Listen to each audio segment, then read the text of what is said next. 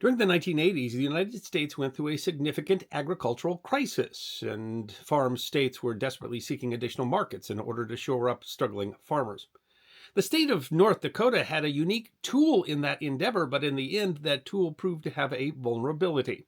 The unique nexus between North Dakota, Honduras, the Cayman Islands, and potatoes set the stage for the Great Spud Scam of 1986. North Dakota might make a case for being the nation's most obscure state. A 2022 YouGov poll found that a smaller percentage of Americans, just 15%, had visited North Dakota than any other state in the lower 48. This led the frequently amusing Google AI engine to opine this suggests that a significant portion of the population might not be familiar with the state's location on a map. While the 19th largest U.S. state by land area, it is the fourth least populous. Well, mineral wealth, especially oil reserves from the Bakken Formation, have played a larger role in the state's economy and growth in the 21st century.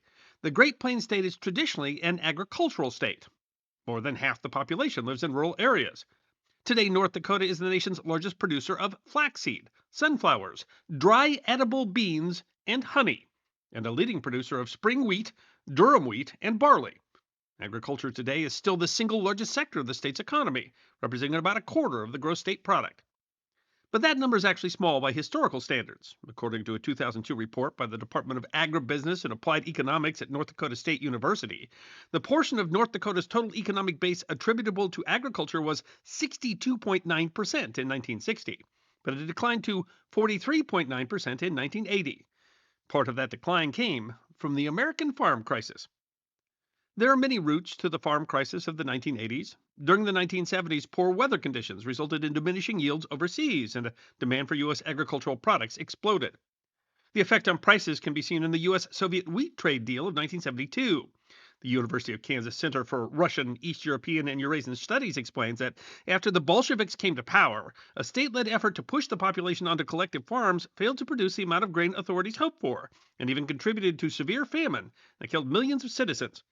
It increasingly had to turn to foreign suppliers. By the early 1970s, the Soviet Union routinely purchased massive amounts of grain from the United States and its allies. In 1972, the U.S. brokered a deal which sold 19 million metric tons of U.S. grain, including one-fourth of the entire U.S. wheat harvest, to the Soviet Union. However, there was a complaint.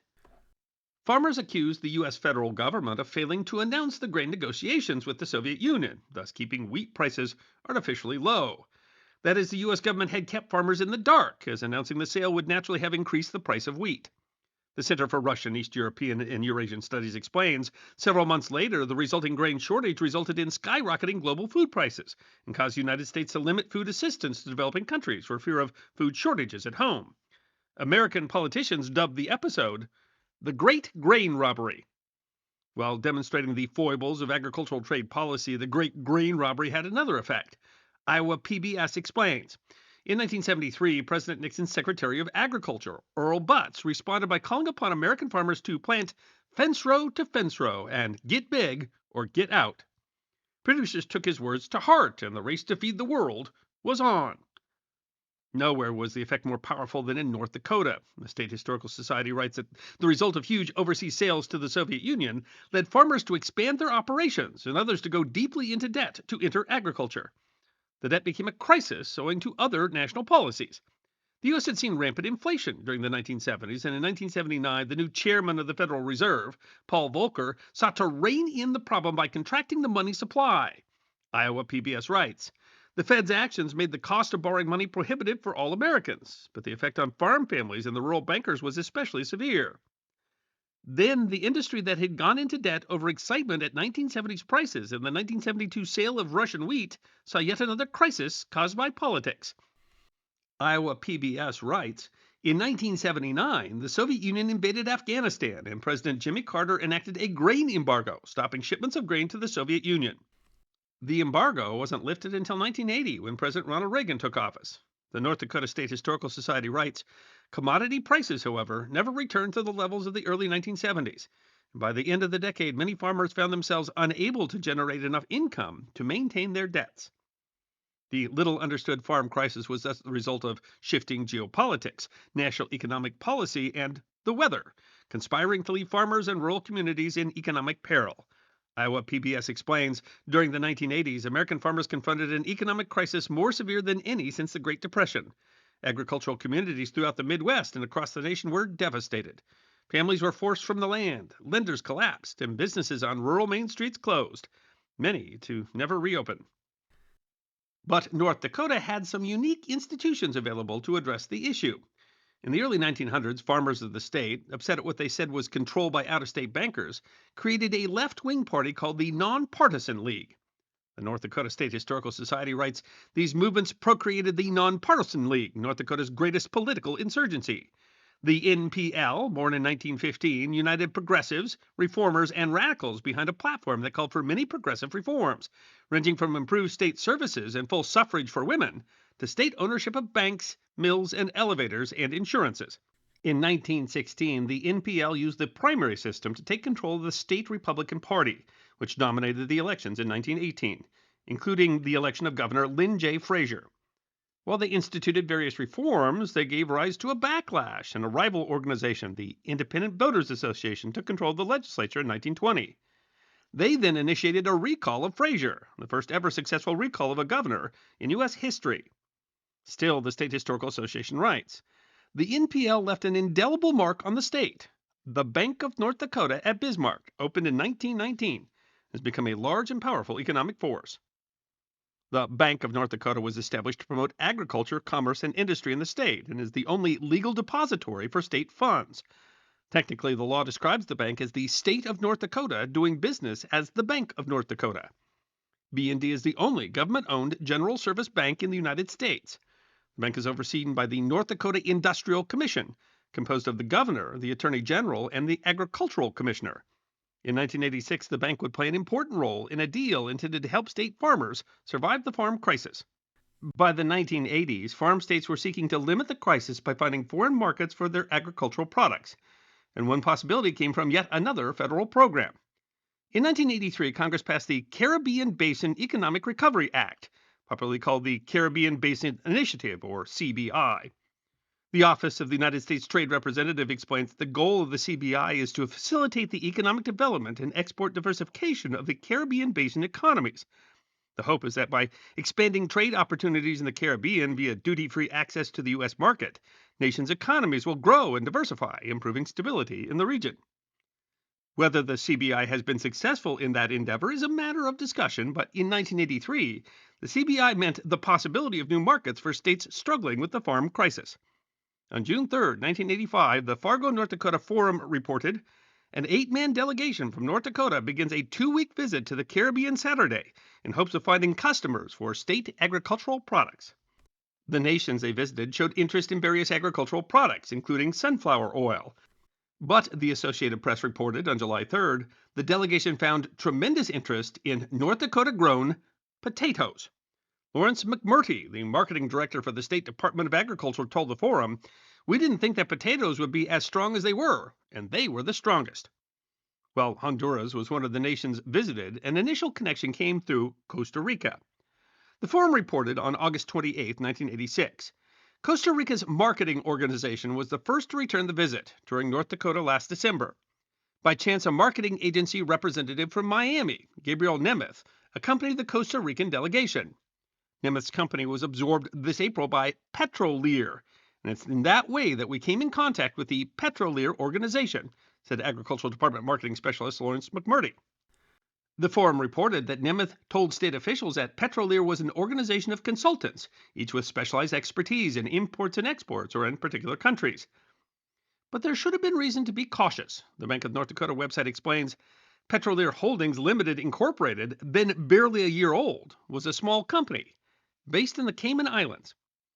And Petrolier quickly found strong potential for sales, particularly in potatoes and livestock. The Forum reports that the discussion centered on possibilities in Honduras. These possibilities were paying dividends by June of 1986. The Forum reported June 20th that North Dakota's export trading company has just completed its first sale of state products, State Agricultural Commission Kent Jones announced Thursday. The trading company, formed last year, is selling 40,000 pounds of Kennebec white potato seed to a farmers cooperative in Honduras for between $100,000 and $150,000. While Kent Jones, the state agricultural commission, described the sale as modest, he hoped that it would become a larger sale, telling the paper the trading company could be looking at selling Honduras 4 million pounds of potato seed next year. Jones noted, "We zeroed in on potatoes because we thought it was the easiest for us to get into." The forum writes that Jones considers himself to be the father of the trading company that was designed to act as a go-between for international sales of state products. The paper writes, Honduras is a good market for North Dakota potato seed because the country has potato disease problems and continually needs new seeds. Jones noted, "We in North Dakota happen to have the best seed in the world, contrary to what Idaho says." Well, Jones was clearly excited about the deal. They had placed too much faith in Petrolair. The Foster County Independent explained in 2022. The company was run by William Messner, a Canadian living in Miami, who played the middleman in the potato deal. The forum explains that the company agreed to defer collection of its commission until payment was received from Honduras. But the deal was far more than the potatoes, but included additional costs for technical assistance to teach the Hondurans how to plant, harvest, and handle potatoes. These additional costs, the forum reported, amounted to some $210,000.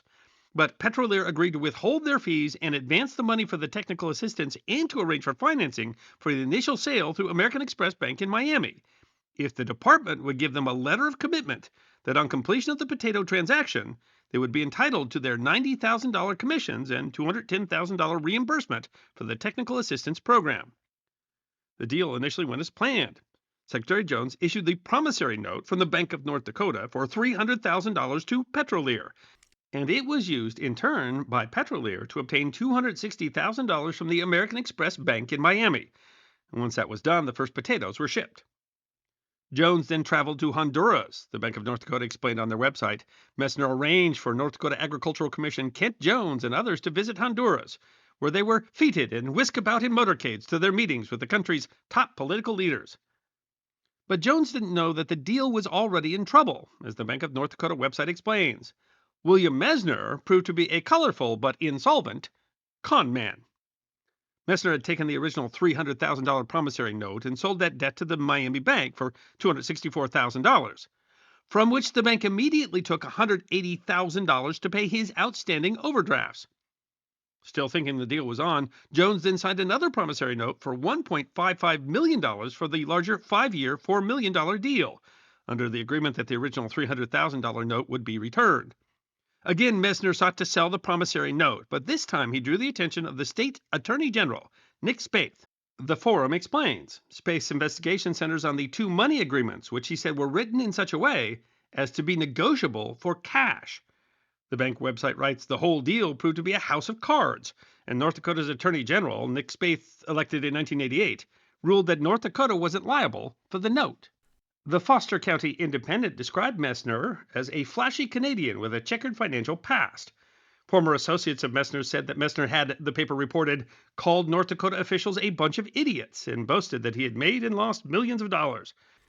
As the investigation continued, the Associated Press reported on August 5, 1987, that William Messner, the flamboyant mastermind behind North Dakota's failed Central American potato sale, was a con of cons who used the deal to pay off huge personal debts. A former associate of Messner told the paper, "My opinion was, I feel sorry for North Dakota." While the bank sued for the $300,000 promissory note, the state was still on the hook. It had never been paid the $104,000 for the shipment of potatoes. And the bank website laments, the whole unsavory business made the state of North Dakota and its socialist bank look like rubes, so desperate for new commodity markets that would fall for what appears to have been an obvious con job. The press quickly called the deal the Great Spud Scam. Jones was found not to be criminally liable, but the deal cost him the Republican endorsement when he ran for a new term as Agricultural Commission, and he was voted out of office. McMurdy was charged with taking bribes from Messner. He eventually pled the case down to 2 misdemeanor charges. He left the state office and had to file for bankruptcy. The prosecutor described his crime as criminal bad judgment. The state recovered some of the funds from a Honduran co-op, and Messner, tried on bribery charges, finally pleaded guilty and offered $60,888 in restitution to cover the state's costs. However, when he was arrested, he was described as indigent. He maintained that he had done nothing wrong and that the deal had collapsed through carelessness. saying, "I made a mistake. That doesn't make me an ogre." He paid an initial $10,000, but he never paid any more. He was diagnosed with brain cancer, and further efforts to collect were fruitless. He died October 8th, 1989. In the end, the Bank of North Dakota was on the hook for about $50,000. The damage was more in embarrassment than in fiscal destruction, but it did represent the foibles of what happens when you mix politics, regulation, and farm economics, which, of course, were the conditions that drove the state to seek the deal to begin with. The bank contends that the deal was nothing more than an effort by the Industrial Commission and the Bank of North Dakota to improve the North Dakota economy. And had the deal succeeded, they say that they would have received the accolades of the legislature and the people. Deputy Attorney General Bruce Quick, who prosecuted Messner, summed up the case. He says, "I think if we were to sum this case up, it represents the great expectations of most, the good intentions of some, and the disappointment of all." I hope you enjoyed watching this episode of The History Guy, and if you did, please feel free to like and subscribe and share The History Guy with your friends. And if you also believe that history deserves to be remembered, then you can support The History Guy as a member on YouTube, a supporter on our community at Locals, or as a patron on Patreon. You can also check out our great merchandise shop or book a special message from The History Guy on Cameo.